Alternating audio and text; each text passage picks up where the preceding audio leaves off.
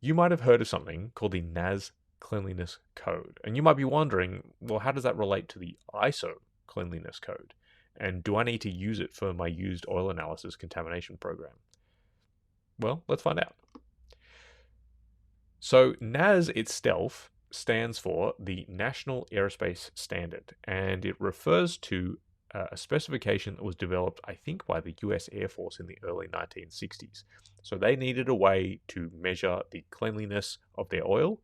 Often the military leads with a lot of these specifications because they're really at the front line of a lot of maintenance and reliability programs, and it tends to filter down to the rest of the industrials.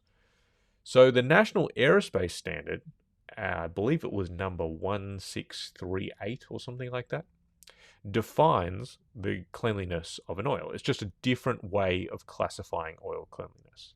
So if you'll think back to our ISO cleanliness codes, we get three numbers. It might look something like a 20, 14, 11. That reflects cleanliness of an oil sample. And it relates to three different ranges of particle sizes. So above 4 micron, above 6 micron, and above 14 micron. Now remember, these numbers are not counts. It's not like I'm saying there are 20 particles above 4 micron. Remember, you have to look it up in the table, and the score of 20 refers to a range. So NAS does something a little bit similar. There is a table, right, which is available in various places on the internet. And what it defines is 5 different ranges of particle size, and then a count of the number of particles within that range.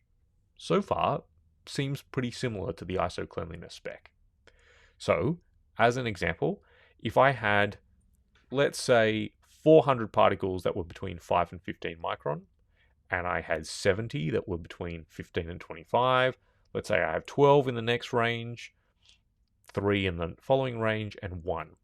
Then I would call this NAS Class 1.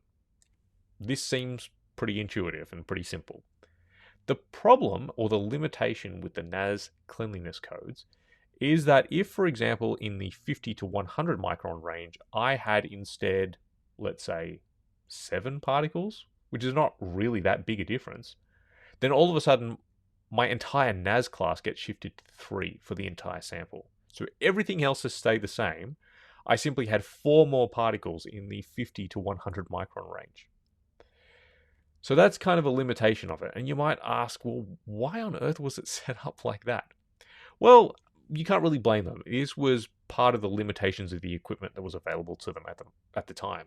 Now we have modern particle counting methods. We can do it by light extinction, where we shine lasers basically through a sample, and we use very, very accurate and rather reasonably inexpensive detectors on the other side to detect the number of particles in a very small sample, and we can do it over and over and over again very accurately. That kind of technology wasn't really available to them in the 1960s, and certainly not at scale. So this table reflects the technology of the time. And in fact, if you look up this standard, it will show that it's sort of been obsolete since 2001. They haven't really been updating all the specifications. But you might still see it crop up every now and then because obviously any equipment that was built before 2001 may still adhere to some NAS cleanliness targets. So should we be using it for our, let's say, oil contamination program? Right? Should we have a target NAS cleanliness spec? Personally, I would say no. I think at this stage, everyone has moved on to using the ISO 4406 counting method, and we should use that because that's probably more reflective of used oils in service, right?